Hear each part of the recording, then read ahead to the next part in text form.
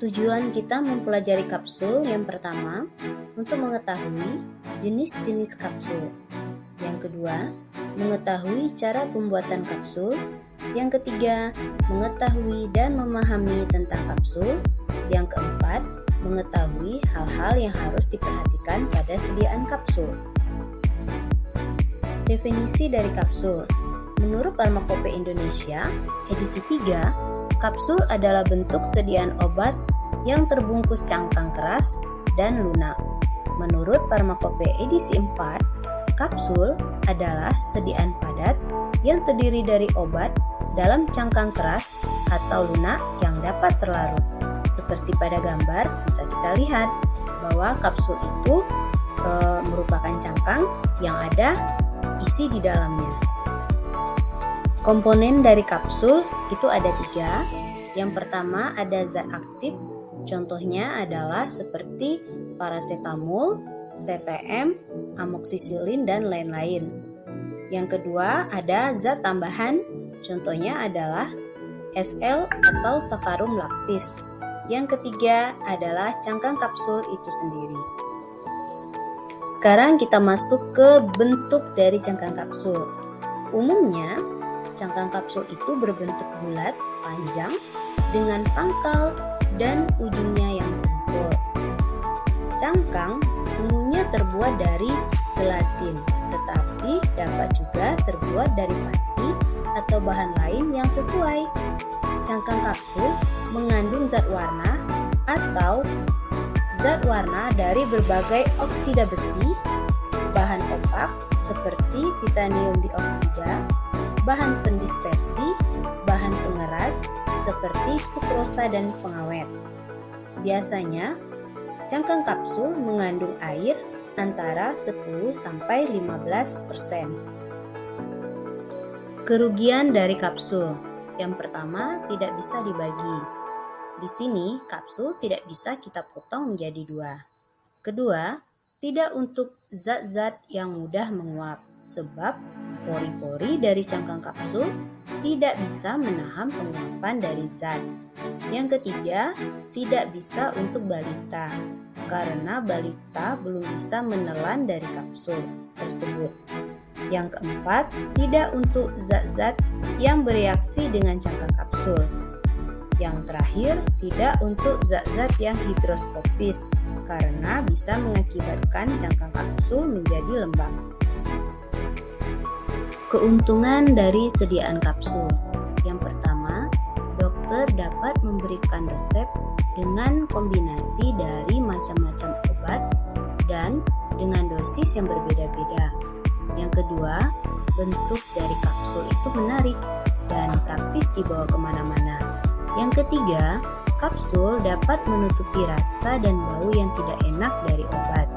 Yang keempat, kapsul mudah ditelan, cepat hancur, dan cepat larut dalam cairan cerna, sehingga bahan-bahan obat cepat diabsorpsi di usus. Yang terakhir, kapsul dapat diisi dengan cepat dan tidak memerlukan bahan penolong seperti pada sediaan pil dan tablet yang mungkin dapat mempengaruhi absorpsi dari bahan-bahan obat tersebut. Kapsul di sini ada 2 jenis. Yang pertama adalah kapsul lunak yang biasa dikenal dengan kapsul moles atau soft kapsul, seperti contoh pada gambar di sebelah kiri, dan kapsul keras atau kapsul dure atau hard kapsul, contohnya pada gambar sebelah kanan. Kapsul memiliki bermacam-macam ukuran. Ukuran kapsul menunjukkan ukuran volume dari kapsul.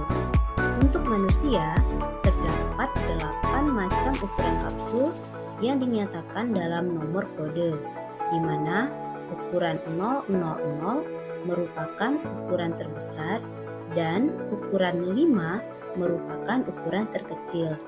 Sedangkan untuk kapsul hewan, ukuran terbesar adalah nomor 10 dan ukuran terkecil adalah nomor 12. Perbedaan antara kapsul lunak dan kapsul keras.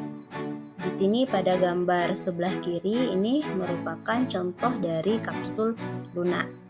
Bentuk dari kapsul lunak itu biasanya berupa satu kesatuan, selalu sudah terisi, dan isi biasanya adalah zat cair.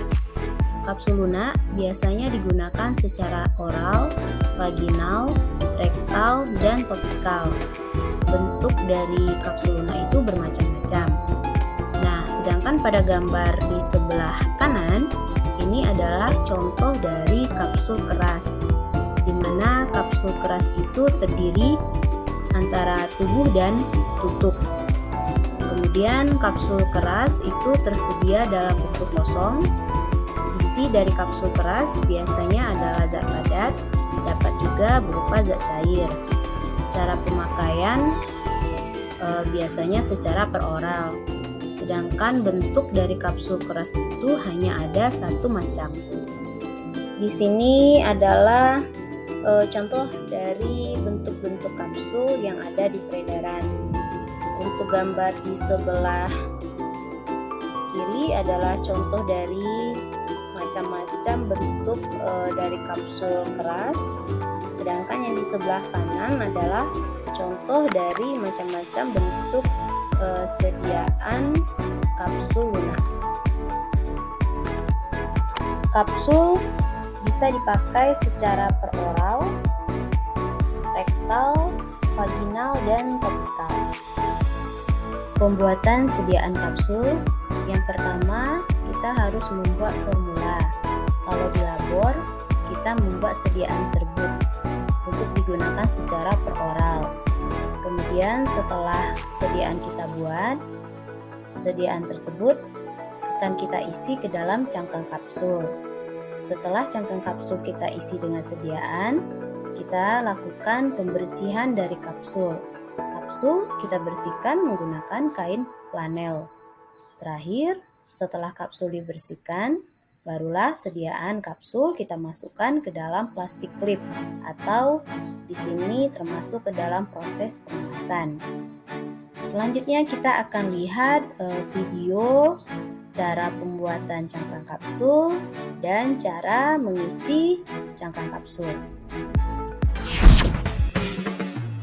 Pertama kita siapkan dulu ya bahan-bahannya, lalu masukkan air ke dalam tangki. Baru deh kita campurkan bahan utamanya.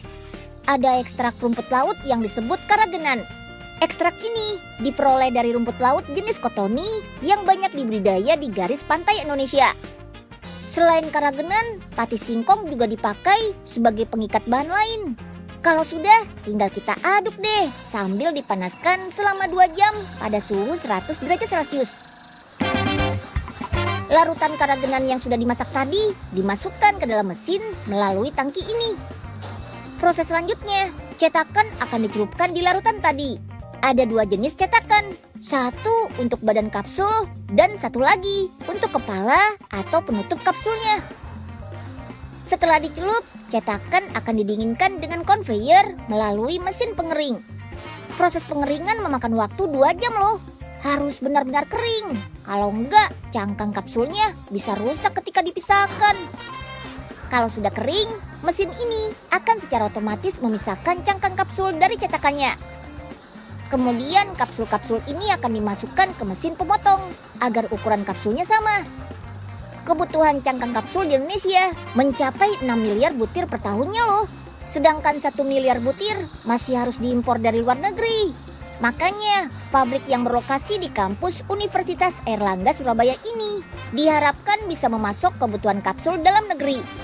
Setelah semua terpotong rata, kapsul-kapsul ini akan disalurkan melalui pipa ke mesin fitting. Mesin ini akan menggabungkan badan kapsul dan penutupnya secara otomatis. Dan terakhir, kita sortir deh. Pastikan semua kapsul sudah terpasang semua dan tidak ada yang rusak. Tenang, nyortirnya. Assalamualaikum. Ini adalah proses memasukkan serbuk obat herbal ke dalam cangkang kapsul, atau biasanya kita sebut dengan filling serbuk. Bahan-bahan dari olahan serbuk yang telah melewati tahap formulasi dan mixing akan dimasukkan ke dalam kapsul dengan metode filling ini. Mesin ini bekerja secara semi-otomatis. Dalam proses ini, pengisian serbuk ke dalam kapsul dilakukan paling tidak 2 kali putaran, karena untuk memastikan kap kapsul terisi secara penuh.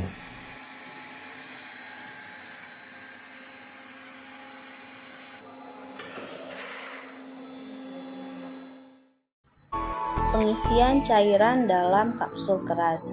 Yang pertama untuk zat-zat setengah cair atau cairan kental, misalnya adalah ekstra kental.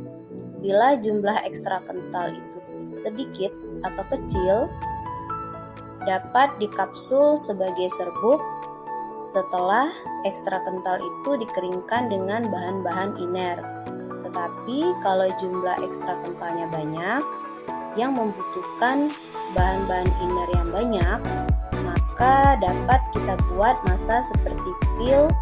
Kemudian di massa seperti pil tersebut dipotong-potong sebanyak yang diperlukan, baru kita masukkan ke dalam cangkang kapsul dan direkatkan. Yang kedua, untuk cairan-cairan. Untuk cairan-cairan seperti minyak-minyak lemak dan cairan lain yang tidak melarutkan gelatinnya atau bahan pembuat cangkang, itu dapat langsung dimasukkan dengan pipet yang telah ditara. Sesudah itu ditutup kapsulnya supaya cairan yang ada di dalamnya tidak bocor atau keluar. Untuk cairan-cairan seperti minyak menguap, kreosot atau alkohol yang akan bereaksi dengan gelatin hingga menyebabkan gelatin menjadi rusak atau leleh, itu harus diencerkan terlebih dahulu dengan minyak lemak sampai kadarnya di bawah 40% sebelum dimasukkan ke dalam kapsul. Kemudian kapsul diletakkan dalam posisi berdiri pada sebuah kotak. Kemudian cairan kita teteskan dengan pipet yang sudah ditara dengan tegak lurus. Terakhir, baru kita lakukan proses penutupan. Faktor-faktor yang merusak cangkang kapsul. Yang pertama, mengandung zat-zat yang mudah mencair atau hidroskopis. Zat ini tidak hanya menghisap lembab di udara, tetapi juga akan menyerap air dari kapsul itu sendiri, sehingga mengakibatkan kapsul mudah rapuh dan menjadi pecah. Penambahan laktosa dan amilum yang merupakan bahan iner netral akan menghambat proses ini. Contohnya kapsul yang mengandung KI, NAI, NaNO2 dan sebagainya. Kedua, mengandung campuran eutecticum. Zat yang dicampur akan memiliki titik lebur lebih rendah daripada titik lebur semula, sehingga menyebabkan kapsul menjadi rusak atau lembek. Contohnya, kapsul yang mengandung asetosal dan heksamin, atau campuran antara mentol dan kamfer. Hal ini dapat dihambat dengan mencampur masing-masing bahan dengan bahan iner. Yang ketiga, mengandung minyak menguap, kreosot, dan alkohol. Untuk cairan-cairan seperti minyak menguap, kreosot, atau alkohol yang akan bereaksi dengan gelatinnya atau dengan cangkang kapsul sehingga mengakibatkan cangkang kapsul menjadi rusak atau meleleh. Sediaan ini harus diencerkan terlebih dahulu dengan minyak lemak sampai kadarnya di bawah 40%. Terakhir, penyimpanan yang salah. Penyimpanan cangkang kapsul di tempat yang lembab itu bisa mengakibatkan cangkang kapsul menjadi lunak dan lengket serta sukar dibuka karena kapsul tersebut menghisap air di udara yang lembab. Di tempat terlalu kering, kapsul akan kehilangan air sehingga penyimpanan kapsul. Pertama, kapsul harus disimpan dalam ruangan yang tidak terlalu lembab atau dingin dan kering. Kedua, dalam botol gelas tertutup rapat dan diberi selika atau pengering. Yang ketiga, dalam wadah plastik yang diberi pengering. Terakhir, bisa disimpan dalam blister atau strip dari aluminium foil. Pengujian dari kapsul ada 3. Yang pertama, uji keseragaman sediaan. Itu bisa dibagi menjadi 2, yaitu uji keseragaman bobot, uji keseragaman kandungan. Yang kedua, uji waktu hancur. Yang ketiga, uji disolusi. Keseragaman bobot menurut FI edisi 3 dibagi menjadi dua kelompok, yaitu A. Kapsul yang berisi obat kering. Caranya, timbang bobot 20 kapsul, kemudian timbang lagi satu persatu kapsul, kemudian keluarkan isi semua kapsul, timbang seluruh bagian cangkang kapsul. Terakhir, hitung bobot isi kapsul dan bobot rata-rata tiap isi kapsul. Syaratnya, perbedaan persen bobot isi tiap kapsul terhadap bobot rata-rata tiap isi kapsul tidak boleh lebih dari 2 kapsul yang penyimpangannya lebih besar dari harga yang ditetapkan oleh kolom A, dan tidak satu kapsul pun yang penyimpangannya melebihi yang ditetapkan oleh kolom B. Kemudian yang B, kapsul berisi obat cair atau pasta. Caranya, timbang bobot 10 kapsul, timbang lagi satu persatu. Kemudian keluarkan isi semua kapsul, cuci cangkang kapsul dengan ether, kemudian buang cairan cucian, biarkan hingga tidak berbau ether. Kemudian timbang seluruh bagian cangkang kapsul. Terakhir, hitung bobot isi kapsul dan bobot rata-rata tiap isi kapsul. Syaratnya, perbedaan dalam persen bobot isi tiap kapsul terhadap bobot rata-rata tiap isi kapsul tidak lebih dari 7,5%. Waktu hancur kapsul. Waktu hancur kapsul dilakukan untuk menguji kapsul keras maupun kapsul lunak. Waktu hancur perlu ditentukan untuk mengetahui waktu yang diperlukan oleh kapsul yang bersangkutan untuk hancur menjadi butiran-butiran bebas yang tidak terikat oleh satu bentuk. Menurut FI edisi 4, untuk melakukan uji waktu hancur digunakan alat yang dikenal dengan nama disintegration tester. Uji disolusi. Uji disolusi dilakukan untuk menentukan kesesuaian dengan persyaratan disolusi yang tertera dalam masing-masing monografi. Alat untuk uji disolusi ini dinamakan dissolution tester. Persyaratan disolusi tidak berlaku untuk kapsul gelatin lunak kecuali bila dinyatakan dalam masing-masing monografi.